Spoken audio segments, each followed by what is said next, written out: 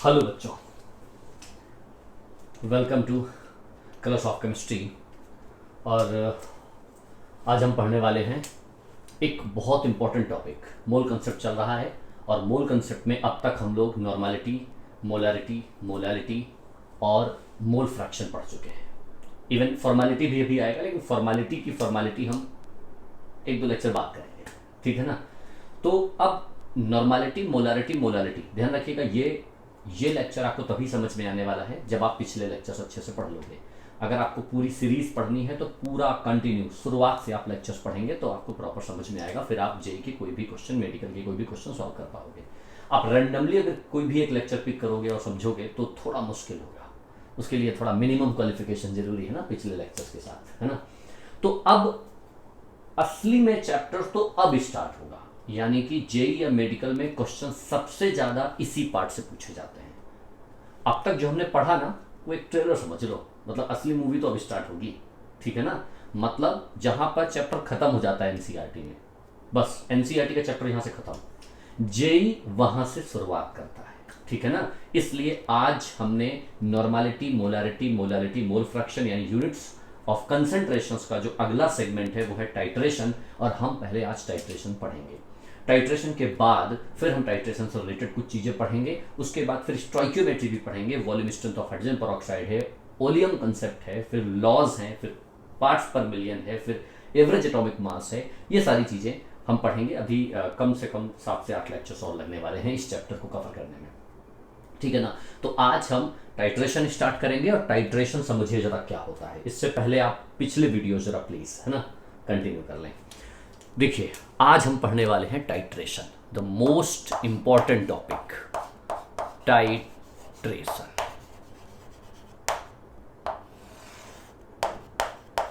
सबसे पहले टाइट्रेशन ध्यान रखिए, एक्सपेरिमेंटल एस्पेक्ट है ये, मतलब एंड एक्सपेरिमेंटली एस्पेक्ट्स के थ्रू हम टाइट्रेशन सॉल्व करते हैं। होता क्या है, the evaluation of a known solution via known solution is called titration after mixing with each other. जब आप लैब के अंदर जाते हो और लैब के अंदर आपसे कहा जाता है कि टाइट्रेट करिए, वैसे मैं आपको प्रैक्टिकली बता दूं, ना तो कभी लैब जाने का मौका मिलेगा और ना ही लैब में कभी पूछा जाएगा। जेई में और मेडिकल में हमेशा थ्योरेटिकल आता है, लेकिन हम आपको बताएंगे कि अगर आपको लैब धोखे से जाने का मौका मिल जाए कभी, तो क्या करो, वहां किसको किससे मिलाओ और टाइट्रेशन हो जाएगा। तो टाइट्रेशन का पहले मेन मतलब समझ लेते हैं फिर, ठीक है ना। देखो, टाइट्रेशन का मतलब क्या होता है हमने कहा evaluation of a known solution via known solution, मतलब एक अननोन सोल्यूशन है और एक नोन सोल्यूशन है। नोन सोल्यूशन का मतलब ये होता है उसकी नॉर्मेलिटी पता होगी, उसका वॉल्यूम पता होगा। और एक अननोन सोल्यूशन है, उसकी नॉर्मेलिटी नहीं पता होगी या उसका वॉल्यूम नहीं पता होगा, और हम कहेंगे कि उसकी नॉर्मेलिटी या वॉल्यूम कैलकुलेट करो। तो क्या करोगे, इन दोनों को टाइट्रेट, इन दोनों को आपस में मिलाओगे और मिलाने के बाद फिर हम टाइट्रेशंस में मिल इक्विवेलेंस बराबर करेंगे। यहाँ मिल इक्विवेलेंस का कॉन्सेप्ट समझेंगे हम, यहाँ पर हम इक्विवेलेंट पॉइंट समझेंगे, यहाँ हम एंड पॉइंट समझेंगे, ये सारी बातें हम समझेंगे यहाँ पे, ठीक है ना। तो हम किस तरीके से टाइट्रेट करेंगे, मान लिया फॉर एग्जाम्पल एक कॉनिकल फ्लास्क है हमारे पास। फॉर एग्जाम्पल हम लैब के अंदर गए और लैब के अंदर जाने के बाद एक इस तरीके से हमारे पास कॉनिकल फ्लास्क है। कॉनिकल फ्लास्क समझते हो ना, इस तरीके से एक राउंड शेप का, इस तरीके से, भाई राउंड हमारा बहुत अच्छा राउंड नहीं बना, जैसा भी बन गया समझ जाओ। हमें इसके अंदर मान लिया इसके अंदर हमारे पास 20 ml, for example 20 ml oxalic acid है, H2C2O4 है, 20 ml ऑक्जेलिक एसिड है। बिल्कुल प्रैक्टिकली समझिएगा, रट्टा मत मारिएगा, बिल्कुल समझ जाओगे टाइट्रेशन क्या होता है। इस तरीके का हमारे पास एक कॉनिकल फ्लास्क है, ऐसा, ठीक है ना। अच्छा, अब ये हवा में नहीं है, इस तरीके से यहाँ पर इसका सेटअप जो बनता है वो कुछ इस तरीके से, इसका सेटअप ऐसे बन जाता है, ऐसे यहाँ पे इस तरीके से, ऐसा है ना। ऐसा मैं यहाँ बना देता हूँ, ऐसा, बस ये ऐसा सेटअप पे लगा होता है, ठीक है ना। इसके ऊपर एक हमारे पास ब्यूरेट होता है, ब्यूरेट से पिपेट में डालते हैं, जरा समझिएगा, ठीक है ना। तो आप समझ जाओ, नाम में कुछ नहीं रखा, पिपेट क्या है, ब्यूरेट क्या है, क्या है। एक हमारे पास ऐसे समझ लो, एक इस तरीके से कुछ ऐसा, और यहाँ पे कुछ ऐसा, इस तरीके से एक हमारे पास पिपेट होता है। और पिपेट का मतलब है, आप ऐसा समझ लो कि इसके अंदर एक हम कोई सोल्यूशन डालेंगे और इस सोल्यूशन से, मतलब इसके अंदर एक सोल्यूशन भरेंगे जो नॉन सोल्यूशन होगा, और इस तरीके का एक अरेंजमेंट होता है, इसको हम पिपेट कहते हैं। ठीक है ना।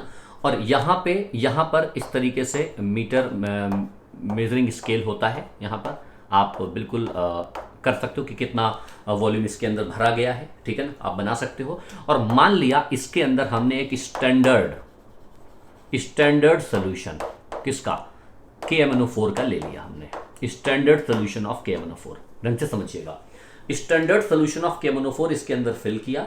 इसके अंदर 20 ml ऑफ ऑक्जेलिक एसिड है। हम लैब के अंदर गए, हमने एक कोनिकल फ्लास्क लिया राउंड शेप, उसके अंदर हमने 20 ml ऑक्जेलिक एसिड लिया और हमने आपसे कहा कि ये बताइए कि 20 ml H2C2O4 की नॉर्मेलिटी क्या होगी। अब इसकी नॉर्मेलिटी बताने के लिए हमने क्या किया, एक पिपेट के थ्रू, मतलब इस एक सेटअप है, इसके सेटअप को भी हम प्रॉपर तरीके से मेंटेन कर देते हैं। ऐसे ये भी सेटअप इस तरीके से लगा होता है और इसको इस तरीके से यहाँ पर ऐसा आप समझ जाइए, है ना, इस तरीके से यहाँ पर ये लगा होता है ऐसा। अब इसके अंदर हमने क्या किया, हमने KMnO4 भर दिया। स्टैंडर्ड सोल्यूशन ऑफ KMnO4 है, ध्यान दीजिएगा। और स्टैंडर्ड KMnO4 सोल्यूशन क्या करते हैं, इससे ड्रॉप वाइज हमने एक ड्रॉप KMnO4 की इसके अंदर पास हो रही है। हो क्या रहा है बेसिकली, जरा समझने की कोशिश करिएगा, हो क्या रहा है। KMnO4 स्टैंडर्ड सोल्यूशन है। स्टैंडर्ड सोल्यूशन का मतलब उसकी नॉर्मेलिटी गिवन होती है। स्टैंडर्ड सोल्यूशन का मतलब ये यहाँ पर 0.1 नॉर्मल KMnO4 है। जब भी आपसे कहा जाए कि स्टैंडर्ड सोल्यूशन है, मतलब डेसी नॉर्मल सोल्यूशन है, नॉर्मेलिटी इज गिवन। नॉर्मेलिटी आपको दी जाएगी कि एक स्टैंडर्ड सोल्यूशन है KMnO4, वो ऑक्जेलिक एसिड में हम पास करेंगे। देखो, इसकी एक्सपेरिमेंटली पहले हम नॉर्मेलिटी निकाल के दिखाएंगे और फिर हम थ्योरेटिकली आपको बताएंगे कि कैसे निकाला जाता है। तो क्या करना होगा कि 20 ml ऑक्जेलिक एसिड है, हमने KMnO4 को step by step drop wise इसमें पास किया। और यहां पर है कि हम स्टॉप कॉक लगा देंगे कि हम जब चाहेंगे तब ये स्टॉप कॉक यहां पर बंद कर देंगे, हम जब चाहेंगे तब इसको क्लोज कर देंगे और ये आना बंद हो जाएगा, ठीक है ना। हो क्या रहा है, जैसे KMnO4 इससे रिएक्ट करेगा, तो देखिए जैसे ही KMnO4 इससे रिएक्ट करेगा, रिएक्शन लिख देता हूं यहां पर मैं, सिंपली एक छोटी सी रिएक्शन है, बहुत ज्यादा टफ नहीं है। MnO4 1 निगेटिव जब क्या करेगा, C2O4 2 निगेटिव से रिएक्ट करेगा तो ये बन जाएगा Mn+2 और प्लस कार्बन डाइऑक्साइड गैस। हाँ भाई, विजिबल है सारी चीजें, बिल्कुल विजिबल है। MnO4 1 निगेटिव से C2O4। अब MnO4 1 निगेटिव पिंक कलर का होता है और Mn+2 कलरलेस होता है। ध्यान रखिएगा, colours of chemistry, colourless, colour लिखते हैं मुझे कलर्स ऑफ केमिस्ट्री याद आ जाता है, तो कलरलेस हो जाता है, पिंक कलर कलरलेस हो जाता है। ध्यान रखना, KMnO4 एक सेल्फ इंडिकेटर की तरह काम करता है। अगर ये कोई कलरफुल नहीं होता, कलर का कॉम्बिनेशन यहां नहीं पता चलता, तो हम इंडिकेटर यूज करते, अभी मैं बात करूंगा। तो KMnO4 देखिए यहां पर KMnO4 पिंक कलर का है, कोई और होता तो कोई और कलर होता, कोई कलर का है, तो जैसे वो ड्रॉप इसके अंदर आएगी तो वो पिंक कलर की, अभी ये ड्रॉप पिंक कलर की दिखाई दे रही है, जैसे इसके अंदर आएगी तो इसके अंदर आते ही कैसी हो जाएगी, कलरलेस। ड्रॉप जैसे उसके अंदर गई, ड्रॉप कलरलेस, मैजिक है ना। जैसे ही एक ड्रॉप गई कलरलेस, फिर अगली ड्रॉप गई कलरलेस। तो वो ड्रॉप जैसे जैसे ड्रॉप आती जाएगी तो C2H2O4 ये धीरे धीरे ऑक्सीडाइज होता रहेगा, मतलब ये धीरे धीरे न्यूट्रलाइज होता रहेगा। एक ड्रॉप आएगी, रिएक्शन होगी, न्यूट्रलाइज, फिर अगली ड्रॉप आएगी, रिएक्शन। तो यानी कि H2C2O4 धीरे धीरे करके पूरी तरह से कंज्यूम हो जाएगा ना। तो एक टाइम तो ऐसा आएगा कि वो जो ड्रॉप जाएगी वो H2C2O4 पूरी तरह से ऑक्सीडाइज्ड हो जाएगा KMnO4 से, यानी कि H2C2O4 जितना अमाउंट है which would be completely oxidized by MnO4 1 negative, completely MnO4 1 negative से ऑक्सीडाइज्ड हो जाएगा। इतनी बात समझ पा रहे हो ना। जैसे ही पूरा न्यूट्रलाइज हो जाएगा, उसके बाद जैसे ही अगली ड्रॉप जाएगी, तो अगली ड्रॉप पिंक कलर की है, जैसे इसके अंदर जाएगी, अब H2C2O4 बचे ही नहीं है क्योंकि पूरी तरह से रिएक्ट हो चुका है। तो H2C2O4 की मतलब यहां MnO4 1 नेगेटिव की जो ड्रॉप पिंक कलर की है, क्या वो चेंज होगी कलरलेस में? तो आंसर है नहीं। अब वो पिंक कलर ही दिखाई देगा, इसलिए एक्सपेरिमेंटली बहुत गौर से देखना पड़ता है, बहुत ध्यान से देखना होगा कि भाई ऐसा तो नहीं पिंक होती जा रही है, तुम ड्रॉप डालते जा रहे हो। जैसे ही पिंक कलर कलरलेस में कन्वर्ट नहीं हुई, पिंक में रहती है, हम समझ जाएंगे कि H2C2O4 पूरी तरह से इससे न्यूट्रलाइज्ड हो चुका है, पूरी तरह से रिएक्ट हो चुका है। अब H2C2O4 इसके अंदर नहीं बचा हुआ है। और जैसे ही अगली ड्रॉप जो है हमारी यहां पर पिंक कलर रहती है, इस पॉइंट को, इस नॉब को हम बंद कर देते हैं और यहां से ये हमारे पास पूरा वॉल्यूम स्केलिंग है ना, हम देख लेंगे कि कितना वॉल्यूम इसके अंदर गया है। और जिस पॉइंट पर ये कलरलेस होना बंद, मतलब कलरलेस होना बंद हो जाता है यानी पिंक कलर रहता है, उस पॉइंट को कहते हैं एंड पॉइंट। बात सबको समझ में आ रही है? एंड पॉइंट क्या होता है कि पूरा तरह से उसको कंज्यूम किया गया और जैसे ही अगली ड्रॉप गई हमें पता चल गया कि भाई अब ये कलरफुल का कलरफुल ही है, इसका मतलब H2C2 पूरी तरह से न्यूट्रलाइज हो चुका है।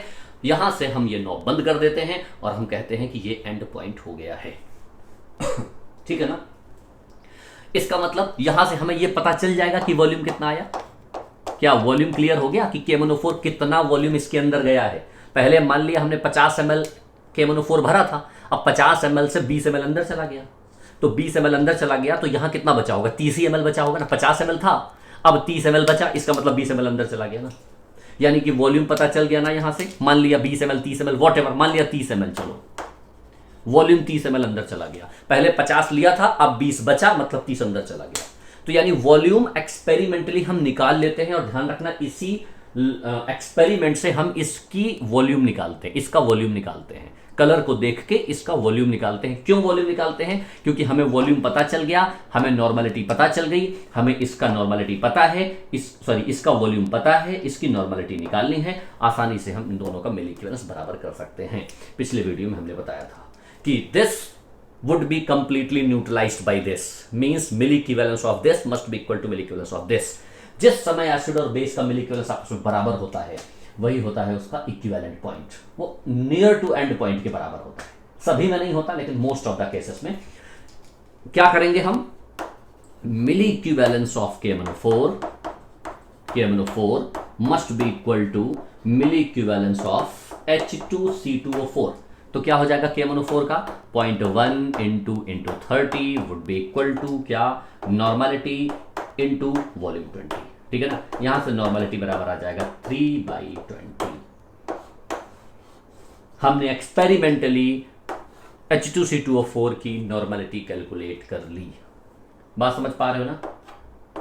0.3/2 3/20। यानी कि अब आप ध्यान दीजिएगा कि एक्सपेरिमेंटली, लेकिन लैब में आपसे थ्योरेटिकल क्वेश्चन पूछा जाएगा तब तो आपको यहां वॉल्यूम दिया जाएगा। आपसे कहा जाएगा 0.1 नॉर्मल KMnO4 वॉल्यूम 30 ml है, इज कंप्लीटली, या this one is 20 ml of H2C2O4 is completely oxidised by 30 ml of 0.1 normal KMnO4, then find the normality. जब थ्योरेटिकल क्वेश्चन पूछा जाएगा तो वॉल्यूम दिया जाएगा, लेकिन experimentally it is called titration. Means by the titration we can calculate the normality of a known solution via known solution when they are mixed with each other। बात समझ पा रहे हो सभी लोग? तो इस पूरे सेटअप को हम कहते हैं टाइट्रेशन। नोट कर लीजिए इसको, जल्दी से स्क्रीनशॉट लो, और फिर अब टाइट्रेशन में मैं आपको एक बात और समझा देता हूं। इसी बात को मैं एक बार फिर से समझा देता हूं, सेम बात को जरा समझना, सेम सिचुएशन को मैं एक बार फिर से समझाता हूं। ठीक है ना? मान लिया हमारे पास KMnO4 नहीं है, मैं रब करता हूं इसको। मान लिया मेरे पास KMnO4 नहीं है, यहां KMnO4 सेल्फ इंडिकेटर की तरह काम कर रहा है। मैंने एक वर्ड यूज किया था ना, सेल्फ इंडिकेटर की तरह काम कर रहा है। चलो मान लिया KMnO4 H2C2O4 नहीं है, मेरे पास यहां पर 20 ml NaOH है। ढंग से समझना, 20 ml ऑफ NaOH केवल 20 ml NaOH है, और मैंने कहा नॉर्मलिटी बताओ। अब क्या करोगे? यहां पर हमने क्या किया? Standard solution, standard HCl solution मिला दिया। अब स्टैंडर्ड HCl का मतलब है, मान लिया ये लिखा हुआ 0.1 नॉर्मल HCl, 0.1 नॉर्मल HCl इसके अंदर मिलाया जा रहा है। समझना, नॉर्मलिटी हमें पता, मतलब इसकी नॉर्मलिटी निकालनी है, इसका वॉल्यूम तो हमको पता है, हमें नॉर्मलिटी निकालनी है, तो इसका नॉर्मलिटी पता है, इसका वॉल्यूम पता चल जाए हमको। अब इसका वॉल्यूम जैसे ही पता चलेगा तो इसका वॉल्यूम इंटू नॉर्मलिटी बराबर 20 इंटू n की वैल्यू कैलकुलेट हो जाएगी। सिंपल, बिल्कुल आसान सा है कॉन्सेप्ट। लेकिन अब इंपॉर्टेंट ये है कि HCl धीरे धीरे करके ड्रॉप वाइज इसके अंदर आ रहा है। अब HCl का कोई कलर तो है नहीं, NaOH का कोई कलर तो है नहीं। अब हमें क्या करना होगा? जैसे जैसे एक एक ड्रॉप आएगा तो एक टाइम तो ऐसा आएगा कि NaOH is completely neutralised by HCl। जैसे ही NaOH पूरी तरह से HCl से न्यूट्रलाइज हो जाएगा, हम इस नॉब को बंद कर देंगे और हम फिर उस समय उसका वॉल्यूम चेक कर लेंगे। तो वॉल्यूम इंटू नॉर्मलिटी बराबर दिस। लेकिन ये पता कैसे चलेगा कि पूरा NaOH HCl से न्यूट्रलाइज हो चुका है? वहां तो सेल्फ इंडिकेटर था, कलर बता दिए, यहां तो ऐसा नहीं है। तो ऐसी सिचुएशन में हम यहां एक इंडिकेटर यूज करेंगे, और कौन सा? लिटमस यूज कर लो। बात समझ पा रहे हो? लिटमस यूज कर लो। इसमें हम लिटमस इंडिकेटर डालेंगे और जैसे ही लिटमस इंडिकेटर डालेंगे तो बेस कौन सा कलर दिखाई देगा, ब्लू कलर यहां दिखाई देगा। समझना, जैसे ही NaOH यहां पर अवेलेबल है, हमें पता है यहां पर कोई इंडिकेटर नहीं है, मतलब कोई सेल्फ इंडिकेटर की तरह काम नहीं कर रहा, कोई कलर कॉम्बिनेशन नहीं है। इंडिकेटर का केवल इसीलिए यूज किया है कि that's why we can distinguish, कि वी कैन कैलकुलेट कि either NaOH is completely neutralised by HCl और नॉट। ठीक है ना। तो अब क्या करेंगे, जैसे ही इसमें हमने लिटमस मिलाया, ब्लू कलर पूरे का पूरा सोल्यूशन, 1-2 ड्रॉप मिला दोगे, है ना, 1-2 ml, तो ब्लू कलर में पूरी तरह से कन्वर्ट हो जाएगा, क्योंकि बेस है, बेस आपको पता है ब्लू और एसिडिक रेड, पता है ना सभी को। तो जैसे ही हमने यहां पर डाला इंडिकेटर, ब्लू कलर में आ गया। अब HCl 1 ड्रॉप गया अंदर, खटाक 1 ड्रॉप। जैसे ही 1 ड्रॉप गया तो कौन सा कलर हो गया, अरे ब्लू है, ब्लू ही रहेगा। ऐसा थोड़ी 1 ड्रॉप गया पीला, अगला ड्रॉप गया नीला, ऐसा थोड़ी होता है, क्योंकि जब तक बेस डोमिनेट करेगा 90%, जब तक डोमिनेशन होता है तब तक वो सेम कलर रहेगा। अगली ड्रॉप गया फिर ब्लू, अगला ड्रॉप गया ब्लू। एक टाइम तो ऐसा आएगा ड्रॉप वाइज, जैसे जैसे HCl अंदर जाएगा वैसे वैसे NaOH न्यूट्रलाइज होता जाएगा। पूरा NaOH जैसे ही न्यूट्रलाइज हो जाएगा HCl से, जैसे ही अगली ड्रॉप अंदर गई, तो अंदर गई तो किस चीज की गई, HCl की, तो अंदर क्या बढ़ा, HCl, एसिडिक मीडियम हो गया। जैसे ही एसिडिक मीडियम हुआ, it turns red, Lal colour देखते ही समझ में आ गया कि भाई वहां पर एसिड डोमिनेट कर गया होगा, यानी कि NaOH is completely neutralised by HCl। तो बस उसी पॉइंट को यहां पर हम क्या कर देते हैं, बंद कर देते हैं, और इसी को तो कहते हैं एंड पॉइंट। क्लियर, पता चल गया मुझे। यहां से ये पता चल जाएगा HCl कितना वॉल्यूम है, तो भाई वॉल्यूम मुझे बिल्कुल क्लियर हो गया कि मान लिया 10 ml की केवल जरूरत पड़ी हमको, पहले 50 ml लिया था, अब 40 ml बचा है, यानी 10 ml अंदर गया है। समझ गए। तो now the milli equivalence of HCl must be equal to milli equivalence of NaOH, strong acid strong base, तो सिंपल है। तो क्या हो जाएगा, 10 × 0.1 must be equal to 20 × n। यहां से n आसानी से कैलकुलेट किया जा सकता है, नो प्रॉब्लम। होपफुली आपको समझ में आ गया। वो now it is called titration, इसी को हम टाइट्रेशन के नाम से जानते हैं। टाइट्रेशन अभी खत्म नहीं हुआ है, यहां से शुरुआत हुई है टाइट्रेशन की। मैंने कहा है कि बस ये टाइट्रेशन अच्छे समझ लेना। अगर टाइट्रेशन के क्वेश्चन तुम्हें अच्छे से समझ में आ गए तो normality, molarity, molality, formality, mole fraction, stoichiometry, इनके फिर आपको क्वेश्चन सॉल्व करने में टाइम नहीं लगेगा, फास्ट सॉल्व करेंगे हम। सॉल्व तो करोगे, उस तरीके से सॉल्व करोगे टाइम लगेगा। स्टोइकियोमेट्री के क्वेश्चन को सॉल्व करने में टाइम लगता है, मिली इक्विवेलेंस से सॉल्व करेंगे यू सॉल्व हो जाएगा, इसलिए ये इंपॉर्टेंट है। चलिए नोट करिए, ठीक है ना। तो ओवरऑल क्या हमने कहा, the milli equivalence of this must be equal to milli equivalence of this. बस इसके मिली इक्विवेलेंस को उसके मिली इक्विवेलेंस से बराबर कर देना होगा। समझ गए ना। चलिए, इट इज कॉल्ड टाइट्रेशन, इसको हम कहते हैं टाइट्रेशन। अब जैसे मान लिया हमने आपसे कहा कि कोई भी सोल्यूशन अगर कभी भी किसी से न्यूट्रलाइज किया जाए, किसी से पूरी तरह से ऑक्सीडाइज किया जाए, पूरी तरह से रिड्यूस किया जाए, तो आप मिली इक्विवेलेंस उसका बराबर कर सकते हो। अब जरा एक क्वेश्चन देखो, जैसे मान लिया अगर मैंने आपसे कहा, ढंग से समझिएगा क्वेश्चन को, when 10 gram nitric acid dissolve in, आप पूरी आपको क्या करना है, आप पूरी डेफिनेशन मतलब उसको थ्योरी में लिखिएगा। व्हेन, मैं फ्लो चार्ट में बना रहा हूं, when 10 gram of HNO3 dissolve in 100 ml of 0.1 normal solution, मतलब एक 100 ml ऑफ 0.1 नॉर्मल सोल्यूशन है। नॉर्मलिटी पढ़ा चुके हैं हम आपको, मास परसेंटेज पढ़ा चुके हैं हम आपको, ध्यान रखना। 100 ml ऑफ 0.1 नॉर्मल सोल्यूशन में dissolve contains 10 gram of HNO3, then find out the percentage of HNO3। इस HNO3 का परसेंटेज कितना होगा। 10 gram of HNO3 dissolve in 100 ml of 0.1 normal solution, then find the percentage of HNO3। पिछले lectures अगर आपने ढंग से किए हैं तो on the behalf of previous lectures you can solve this question. बिल्कुल आप इस क्वेश्चन को सॉल्व कर सकते हो। क्वेश्चन समझ में आ रहा है क्या कह रहा हूं मैं, कि इसको पूरी तरह से, इसमें ये पूरी तरह से डिसॉल्व है, मतलब मैं ये पूछ रहा हूं कि कितना HNO3 इससे पूरी तरह से डिसॉल्व हो जाएगा। How much the HNO3 is completely dissolved in 100 ml of 0.1 normal solution, and that much amount of HNO3 is percentage in 10 gram. मतलब आपको क्या करना है, इसका मिली इक्विवेलेंस HNO3 के मिली इक्विवेलेंस के बराबर कर दो, और जितने ग्राम HNO3 आएगा, समझ पा रहे हो, इसका मिली इक्विवेलेंस HNO3 के 10 ग्राम के बराबर नहीं करना है, इसको x ग्राम मान लो, x ग्राम HNO3 का मिली इक्विवेलेंस अगर इसके बराबर करोगे तो जो x की वैल्यू आएगी वो x की वैल्यू 10 ग्राम में कितना परसेंट है। जैसे 10 ग्राम में इसको मिली इक्विवेलेंस बराबर किया, हो सकता है 5 ही ग्राम इसको कंप्लीटली न्यूट्रलाइज कर दे, तो 5 ग्राम 10 ग्राम में कितना परसेंट है, 50 ग्राम, यानी 10 ग्राम HNO3 का 50% ले लो तो इसमें पूरी तरह से डिजोल्व हो जाएगा, पूरी तरह से इसमें जो है न्यूट्रलाइज हो जाएगा। ये क्वेश्चन है, तो कैसे सॉल्व करोगे, हमें सिंपल सा फंडा है, क्या, milli equivalence of HNO3 must be equal to milli equivalence of this solution, क्या 100 ml ऑफ 0.1 नॉर्मल सोल्यूशन। तो क्या हो जाएगा इसका, x upon 63/1 into 1000 must be equal to 10। अब ये मत पूछना ये कहां से आया, ठीक है ना, ये मत पूछना कहां से आया, पिछले लेक्चर्स, ठीक है ना। तो यहां से x बराबर क्या आ जाएगा, बताओ जरा, 63 इंटू 10 अपॉन 1000, और अगर परसेंटेज निकालना है तो क्या करोगे, इंटू 10 इंटू 100, 1 2 3 1 2 3, तो क्या आ गया 6.3%। व्हाट इज आंसर, देख लीजिए, यानी कि 10 ग्राम HNO3 का केवल 6.3% अगर ले लिया जाए तो वो इस सॉल्यूशंस को पूरी तरह से न्यूट्रलाइज कर देगा, इस पूरे तरीके से इसमें डिसॉल्व हो जाएगा।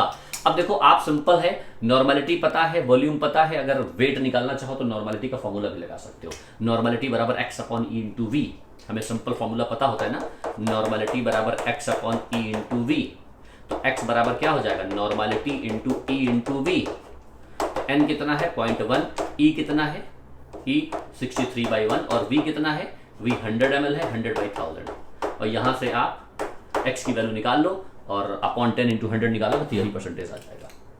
सेम सॉल्व करके देख लो, सेम आएगा। लेकिन अब वो क्वेश्चंस लिमिटेड हैं, बिल्कुल लिमिटेड है, फॉर्मूला मत रट्टा मारो, सीधे मिली इक्विवेलेंस को मिली इक्विवेलेंस के बराबर करो। मिली इक्विवेलेंस के हमने 2 फॉर्मूले आपको बता रखे हैं, weight upon equivalent weight into 1000 number 1, and number 2 normality into volume ml में, समझ गए। तो ये मिली इक्विवेलेंस को बराबर किया है हमने, और कुछ नहीं किया है, ठीक है ना। अब जरा समझना है, नाउ द टाइट्रेशन, ये जो टाइट्रेशन है ना, टाइट्रेशन को हमने 4 तरीके में समझा है, मतलब it is further classified into 4 types. Titration is further classified into 4 types, 4 तरीके से समझ सकते हैं, जरा देख लो। Number 1 simple titration, number 1 simple titration, number 2 back titration,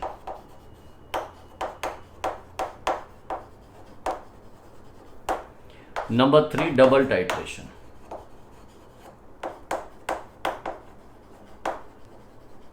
और नंबर 4 रिडॉक्स टाइट्रेशन।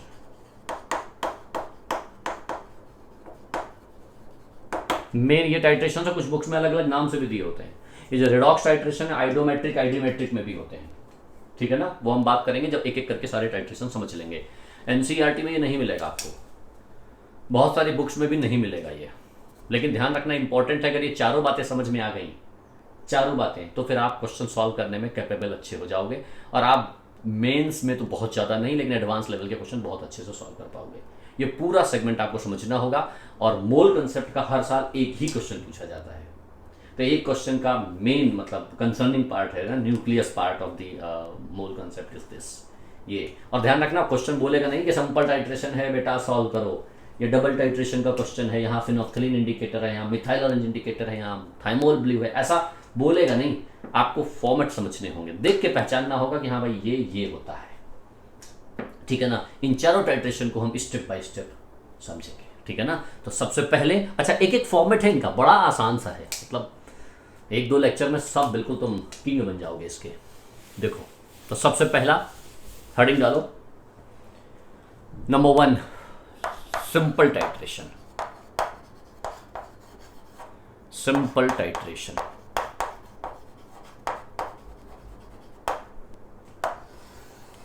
देख लीजिए भाई सिंपल टाइट्रेशन क्या है, चलो हेडिंग डालो, दिख रहा है ना, yes simple titration.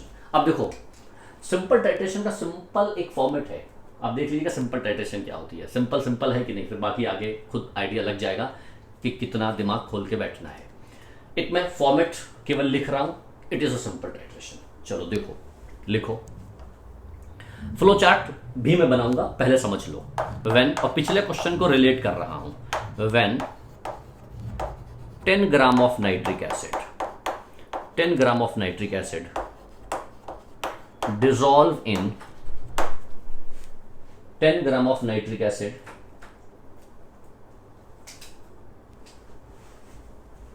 dissolve in 100 ml of the solution, 100 ml of the solution। कौन सा सोल्यूशन है पता नहीं, दिया भी जा सकता है, 100 ml of solution and 50 ml of this solution, 50 ml of this solution requires 10 ml of 0.1 normal another solution for complete neutralization, for complete neutralization, then find percentage of nitric acid। Note करिए इस proper question को, और फिर मैं flow chart बनाऊंगा और फिर question को सॉल्व करेंगे। इसका फ्लो चार्ट देखिए, क्वेश्चन इस तरीके से लिखा होगा। अब हम जब फ्लो चार्ट बनाएंगे,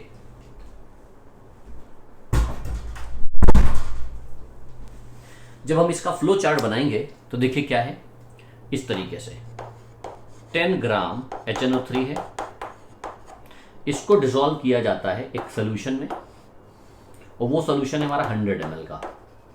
ध्यान दीजिएगा जरा, 100 ml, ठीक है ना।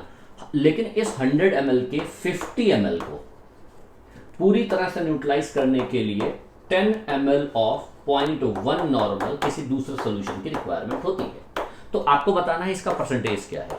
अब आप देखो फ्लो चार्ट से जरा इस बात को समझोगे तो जल्दी समझ में आएगा। The question is this only कि 10 gram of HNO3 dissolve in 100 ml of this thing and 50 ml of this solution. 50 ml of this solution क्या है, मतलब ये जो 100 ml का ही है, यही 50 ml है, मतलब इसी सोल्यूशन का 50 ml लिया गया है, उसको कंप्लीटली न्यूट्रलाइज करने के लिए इसकी रिक्वायरमेंट होती है। Then find the percentage of nitric acid. ये क्वेश्चन दिया हुआ है। तो अब देखिए जरा क्या करना है।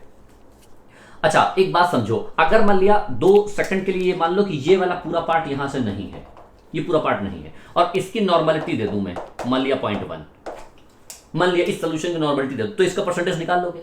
अभी इससे पहले मैंने क्वेश्चन सॉल्व किया ना कि 10 gram HNO3 dissolve in 100 ml of 0.1 normal, then find the percentage of. थोड़ा पीछे लो वीडियो को और जरा चेक करो, सेम क्वेश्चन सॉल्व किया है हमने। मतलब इसकी नॉर्मलिटी यहां से स्किप कर दी, बस इसी नॉर्मलिटी को निकालने के लिए हमने थोड़ा सा एक्सटेंड कर दिया है। मतलब इस एक्सटेंशन में क्या करोगे, बस इसकी नॉर्मलिटी तो निकालनी है।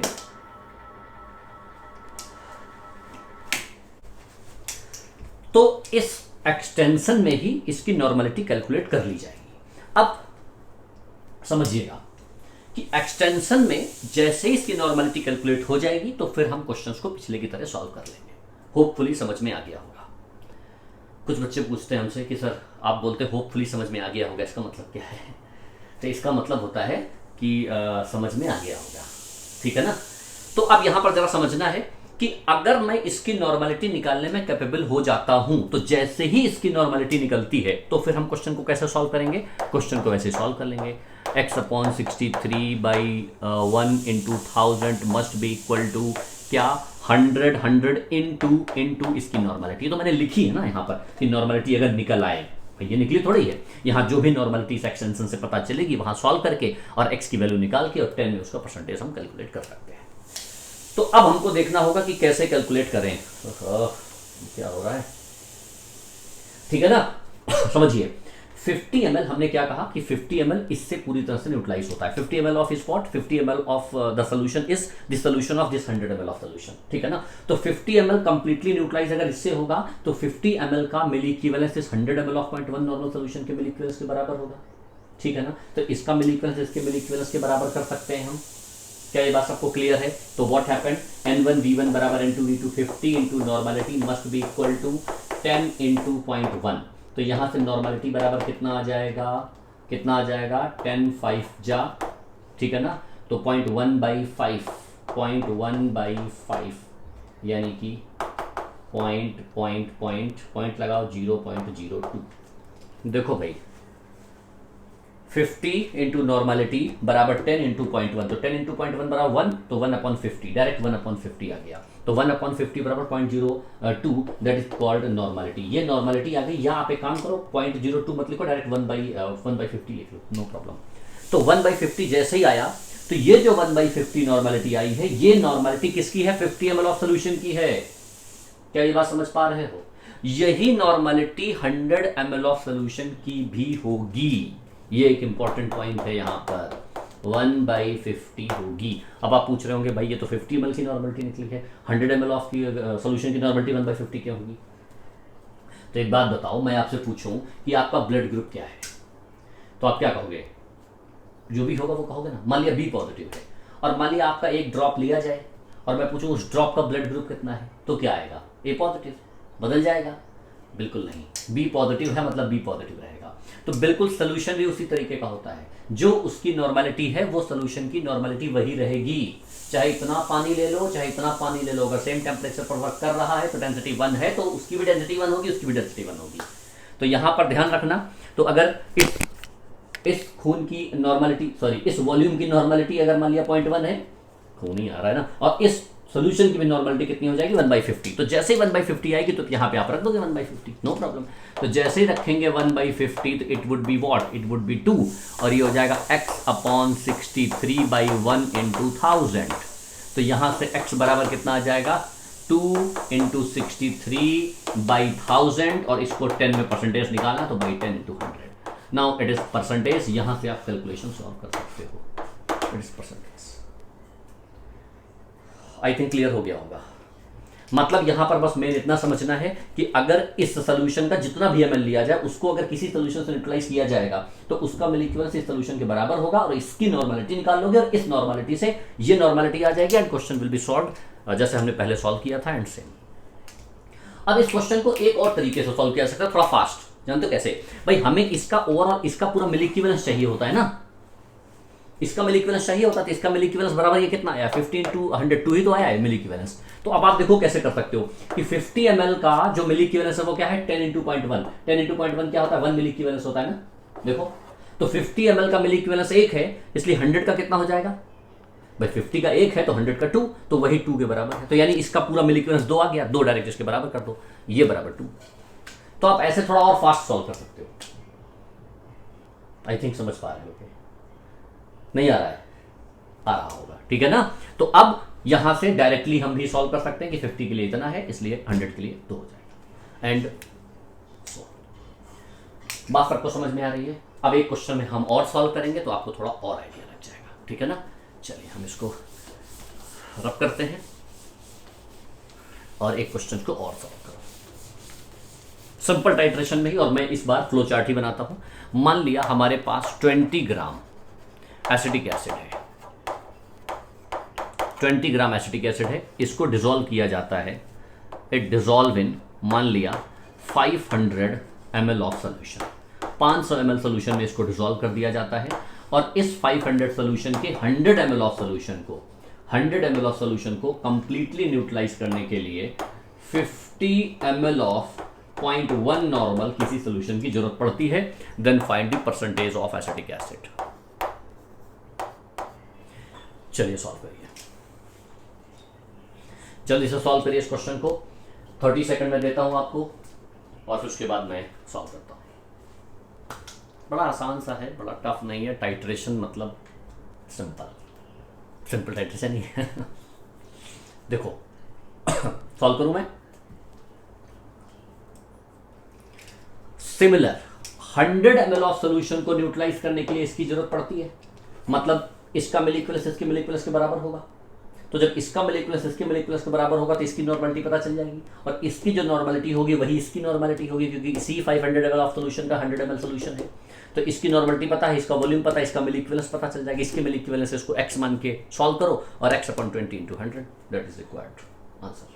क्लियर? तो यहां पर देखो, या मैंने आपको डायरेक्ट कहा है कि 50 × 0.1 का मतलब 5 मिली इक्विवेलेंस, तो 100 में 5 है तो 500 में कितना होगा 25। देखो कितना आसान है, अगर आपकी कैलकुलेशन थोड़ी स्ट्रांग है तो और अच्छे से कर पाओगे। x/60/1 × 1000, तो यहां से x की वैल्यू क्या आ जाएगी 60 × 25 डिवाइडेड बाई 1000, और कितने में into 20 × 100। Now it is the percentage. अब देखिए डायरेक्टली इस कैलकुलेशन को आप सॉल्व कर लीजिए, आपका आंसर कितना आसान है। क्वेश्चन भले ही कितना लंबा लिखा हो लेकिन सॉल्व करना बहुत आसान हो जाता है। समझ पा रहे हो? 1 2 3 1 2 3। अब तो सॉल्व कर ही लोगे ना। 5 और 5 5 30/4 और सॉल्व करो 15/2 परसेंटेज 7.5%। ये हमारा आंसर आ गया। यानी कि 20 ग्राम ऑफ एसिटिक एसिड का अगर 7.5% ले लिया जाए तो वो इसमें कंप्लीटली न्यूट्रलाइज हो जाएगा। क्लियर हो रहा है सभी को? ओके, अब एक और छोटा सा क्वेश्चन लेते हैं। एक और क्वेश्चन देखो, मान लिया क्वेश्चन है हमारे पास क्या है 80 ग्राम है।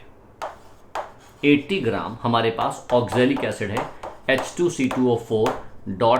XH2 dissolve in 1 liter of solution, and 50% of this solution requires 10 ml of 0.1 molar 0.1 चलो नॉर्मलिटी दे देते हैं 0.1 नॉर्मल अनदर सोल्यूशन, या यहां पर हम deci normal, centi normal, bi normal, semi normal, सबका मतलब पता है ना। Deci normal 1/10, centi normal 1/100, bi normal 2n, semi normal 1/2n, ठीक है ना। 0.1 नॉर्मल। तो आपको बताना है क्या इस x की वैल्यू, डायरेक्ट x की वैल्यू पूछी है। सॉल्व करिए इस क्वेश्चन को। ये वैल्यू मैं अपनी तरफ से दे रहा हूं तो x की वैल्यू थोड़ी ज्यादा भी आ सकती है, टेंशन मत लेना, ठीक है ना। तो वैल्यू वेरी कर सकती है, but it is simple titration and it is a simple format. ये एक फॉर्मेट है, अगर क्वेश्चन पूछा जाएगा तो इसी फॉर्मेट पे आपसे पूछा जाएगा, वेरिएशन नहीं आने वाला। सॉल्व करें।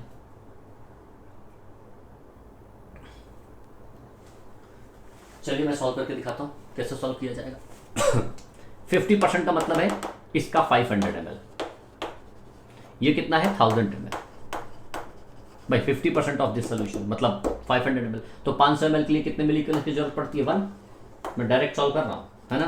तो 1000 के लिए मिलीकल्स कितना आ जाएगा 2, देखो, ठीक है ना। और ये कितना हो जाएगा, अब मुझे ये 80 ग्राम पूरा लेना पड़ेगा क्योंकि अब मैं x नहीं मान सकता, क्योंकि अगर इसको x मानोगे तो 2 वेरिएबल हो जाएंगे।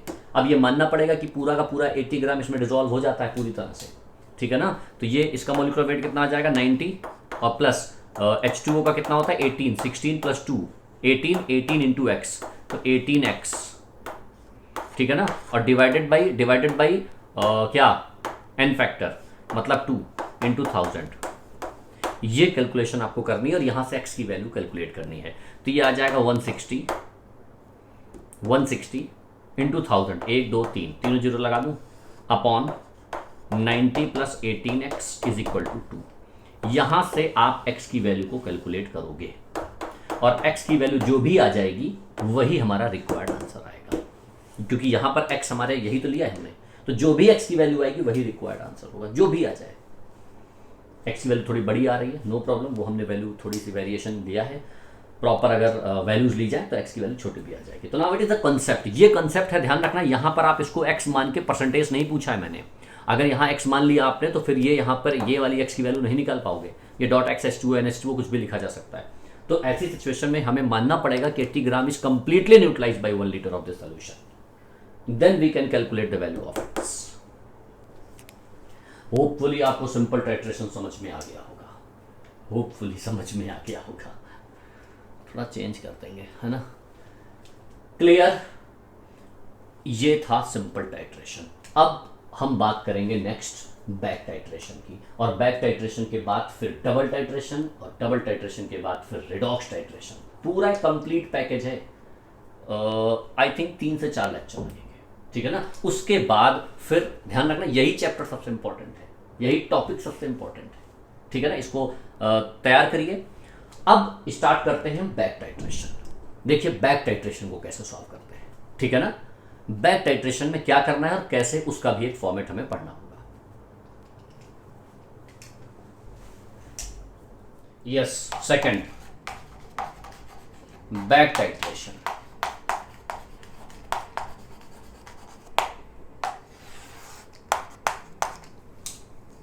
बैक टाइट्रेशन, बैक टाइट्रेशन का भी एक पर्टिकुलर फॉर्मेट है सर, बट एक्स की वैल्यू इतनी ज्यादा भी हो सकती है क्या? क्यों नहीं हो सकती है, क्यों नहीं हो सकती? बहुत सारा पानी मिलाया तब ऑक्जेलिक एसिड उससे न्यूट्रलाइज हो रहा है।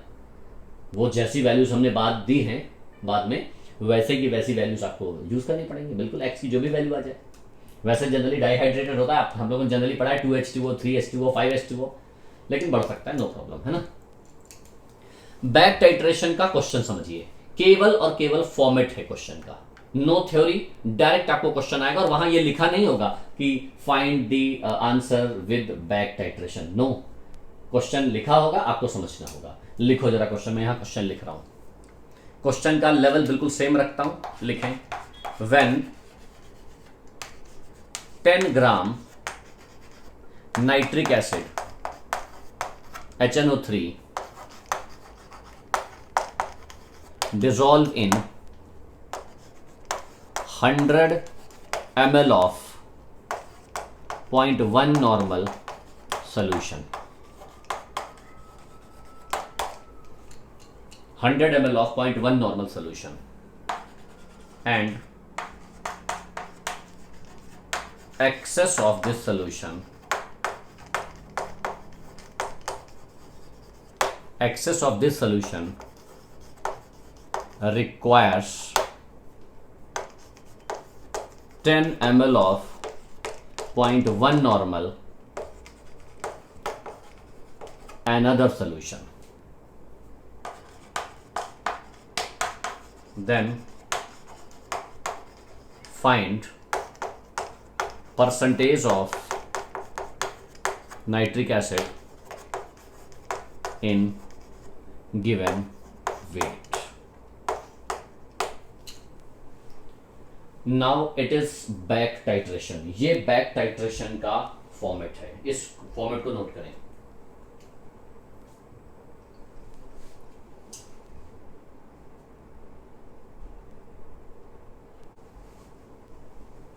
It is format of back titration. अब मैं इसका एक फ्लो चार्ट बनाता हूं। फ्लो चार्ट देखिए, 10 ग्राम HNO3 है, इसको डिसॉल्व किया गया 100 ml ऑफ 0.1 नॉर्मल सॉल्यूशन में, और ये एक्सेस में है, और इस एक्सेस अमाउंट को न्यूट्रलाइज करने के लिए 10 ml ऑफ 0.1 नॉर्मल किसी दूसरे सॉल्यूशन की रिक्वायरमेंट हुई। गौरी, विनोद, संतोष, थैंक्स। किस बात के लिए बेटा thanks? Then find the percentage. किस बात के लिए थैंक्स बोला? Find the percentage of this thing. इसका कितना परसेंटेज आएगा? फ्लो चार्ट देख लो भाई, ये फ्लो चार्ट भी आपको दिखाई देगा। ये तुम लोगों का ध्यान इधर पढ़ाई में ही है ना, कहीं और तो ध्यान नहीं है। इधर फोकस करना थोड़ा, ठीक है ना। 0.1% किसने निकाला? 0.1%। मेरा तो है सर ध्यान, ओके, दिया का ध्यान है। हाँ तो भाई जिसका नहीं है वो फोकस करे, ओके ठीक है। देखो समझो, क्योंकि ये अगर छूट गया तो ध्यान रखना, मैं दोबारा बिल्कुल नहीं इसको पढ़ाने वाला, वन टाइम ही पढ़ाऊंगा इसको। 10 ग्राम HNO3 को डिसॉल्व किया जाता है इस कंटेनर में, इस कंटेनर में डाला जाता है इसको। मैं यहाँ कंटेनर बना देता हूँ जिससे आपको आइडिया लगेगा। 10 ग्राम ऑफ HNO3, क्वेश्चन समझना जरा सॉल्व कैसे किया जाएगा। 10 ग्राम HNO3 इसमें डाला जाता है, ये इसमें डिसॉल्व किया जाता है, इसका परसेंटेज पूछा है। तो इसका मतलब ये है, इसका मतलब बस ये है कि अब यहां पर इसका परसेंटेज पूछा है तो इसको x ग्राम मान लोगे। तो x upon 63/1 into 1000 must be equal to milli equivalence of this thing, और यहां से x की वैल्यू आ जाएगी तो x/10 इंटू 100, इसको सॉल्व कर लिया जाएगा। लेकिन अब सबसे बड़ी बात यह है कि ये जब इसमें कंप्लीटली न्यूट्रलाइज नहीं होता, ये एक्सेस अमाउंट है। अगर ये उतना ही अमाउंट होता कि such amount is completely neutralised by this situation, तो हम इसको x मान के इसके मिली इक्विवेलेंस के बराबर कर देते हैं, जैसा कि हमने सिंपल टाइट्रेशन में किया था। Now in this situation what happened कि ये जब इससे कंप्लीटली न्यूट्रलाइज होता है तो ये अमाउंट थोड़ा एक्सेस में है। अब एक्सेस में कितना है, जितना एक्सेस में हो वो अगर एक्सेस वाला अमाउंट इससे हटा दिया जाए, पहले बहुत अच्छे से कंसेप्ट को समझने की कोशिश करिए। If excess amount is removed from this solution then rest amount is 100% completely neutralised by this solution. भाई हमने कहा ना कि इसको इसमें मिलाया जाता है, ये पूरे का पूरा इससे न्यूट्रलाइज तो हो जाता है, लेकिन ये ज्यादा है थोड़ा। अब ज्यादा है तो हम ये कह रहे हैं कि ज्यादा वाला हटा दो इससे। अब अगर एक्सेस वाला इससे हटा दिया जाएगा so the rest amount is definitely completely neutralised by this situation, फिर हम उसको x मान के इधर उसको बराबर कर सकते थे। अब इंपॉर्टेंट ये है कि इसका एक्सेस कितना है, तो हमने क्या कहा कि excess amount of this solution is completely neutralised by this, यानी इसका जितना एक्सेस है, जितना ज्यादा है, ठीक है ना। How will we get excess amount, हाँ वही तो मैं समझा रहा हूं कि इसका जितना एक्सेस है, मैं ये कह रहा हूं कि एक्सेस वाला उससे कंप्लीटली न्यूट्रलाइज हो जाता है। और एक दूसरे से कोई चीज कंप्लीटली न्यूट्रलाइज कब होगी, जब बराबर होगी। पॉइंट टू बी नोटेड, भाई एसिड बेस से न्यूट्रलाइज होता है ना कंप्लीटली, तो अगर एसिड बेस के बिल्कुल बराबर होगा तभी ना एक दूसरे से न्यूट्रलाइज होगा। ये वाला इसके एक्सेस अमाउंट से न्यूट्रलाइज होता है, इसका मतलब है इसके अंदर एक्सेस अमाउंट उतना ही होगा जितना अमाउंट वो है, because the excess amount is completely neutralised by this thing. Is that clear. तो अब उसका मिली इक्विवेलेंस कितना आएगा, इसका मिली इक्विवेलेंस आएगा 10 इंटू 0.1 यानी कि 1 मिली इक्विवेलेंस आ जाएगा, ठीक है ना। और इसका मिली इक्विवेलेंस कितना, 100 इंटू 0.1 10 मिली इक्विवेलेंस आ जाएगा। तो ये वाला 10 मिली इक्विवेलेंस के बराबर तो किया नहीं जा सकता है, क्यों, क्योंकि 10 मिली इक्विवेलेंस एक्सेस में है। तो अब इसका एक्सेस कितना है 1, क्योंकि वो 1 से बराबर होता तो 1 से 1 निकाल ले जाएगा, क्योंकि एक्सेस इसका 1 है। तो इसका मतलब इसके अंदर कितना बचा, यस 9, यानी कि जो नेट मिली इक्विवेलेंस बचा वो 9, और वो इसके बराबर कर दिया जाएगा। कैसे इसके बराबर कर दिया जाएगा, x upon 63/1 into 1000, it must be equal to 9, और यहां से वैल्यू आएगी x, और x upon 10 into 100, that is percentage. मैं भी रिपीट करूंगा एक बार, पहली बार वाला तो पूरा हो जाए, ठीक है ना। मैं रिपीट तो तब करूंगा जब फर्स्ट टर्म पूरा हो जाए। तो अब यहां से ये वैल्यू x आ गई, और x कितनी आ गई जरा देखो, x बराबर आ गया 63, यहां लिख देता हूं, x बराबर आ गया 63 इंटू 9/1000, ये आ गया ना x। अब इसका परसेंटेज कैसे निकलेगा, परसेंटेज निकलेगा इंटू 10 इंटू 100, है ना। तो कैसे, 1 2 1 और 2, तो 63 इंटू 9/100, तो कितना आ जाएगा 27 56, और वेरी गुड, बड़े अच्छे बच्चे हो, 5.67%, ठीक है ना। Now it is the percentage of HNO3, 5.67 is correct answer. It is called back titration. Yes, Joshi, yes तुमने बोला था ये 5.67, आवाज उतरी लड़की जैसी है।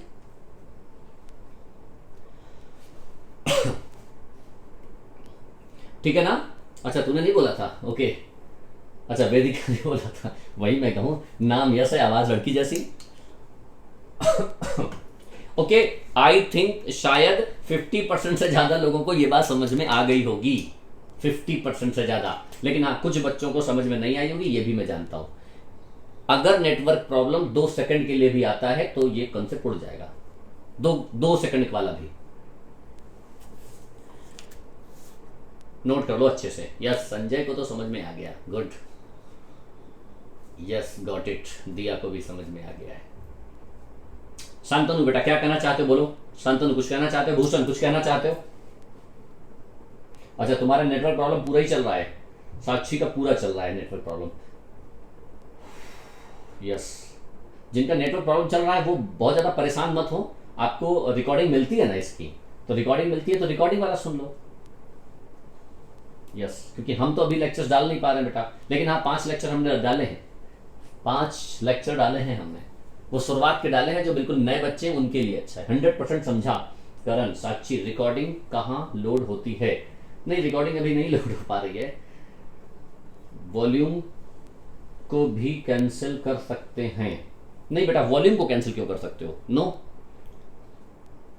अच्छा ठीक है, 9 मिली इक्विवेलेंस फिर से कंप्लीट, फिर से एक बार समझा देता हूं, बस 1 मिनट और, है ना। 10 ग्राम HNO3 को इसमें डाला तो इसका मिली इक्विवेलेंस इसके मिली इक्विवेलेंस के बराबर करना है, समझना।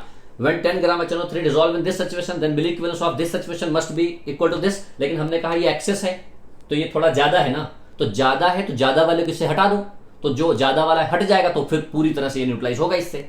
अब ज्यादा कितना कैसे हटाओगे, ज्यादा वाला एक्सेस वाला कैसे रिमूव करोगे? तो जो एक्सेस अमाउंट है ना, उस एक्सेस अमाउंट को वो कंप्लीटली न्यूट्रलाइज करता है, इस एक्सेस अमाउंट को वो कंप्लीटली न्यूट्रलाइज करता है। तो अच्छा, वो कितना न्यूट्रलाइज करेगा? वो अपने ही बराबर का ही तो इससे न्यूट्रलाइज होगा, मतलब जितना अमाउंट ये है उतना ही अमाउंट इससे निकाल लेगा, क्योंकि मिली इक्विवेलेंस में एक दूसरे से दोनों चीजें बराबर होती है ना। हमने कहा कि ए बी का मिली इक्विवेलेंस अगर बराबर है तो इसका मतलब जितना ए होगा उतना बी होगा, तो दोनों का मिली इक्विवेलेंस अगर ये अब इसके एक्सेस अमाउंट को वो मिली इक्विवेलेंस न्यूट्रलाइज करता है, मींस इतना मिली इक्विवेलेंस वाला ही इसके अंदर एक्सेस होगा, ये बात समझनी होगी। तो इसका मिली इक्विवेलेंस है कितना? 10 × 0.1 बराबर 1 मिली इक्विवेलेंस, और इसका मिली इक्विवेलेंस कितना? 100 × 0.1 10 मिली इक्विवेलेंस। तो ये 10 के बराबर तो नहीं हो सकता क्योंकि 10 ज्यादा है, और कितना ज्यादा है?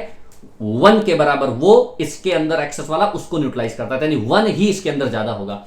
तो अगर 1 इससे निकाल लिया जाए तो वो 1 न्यूट्रलाइज होगा एक दूसरे से, तो इससे जब 1 निकालोगे कितना बचेगा? 9।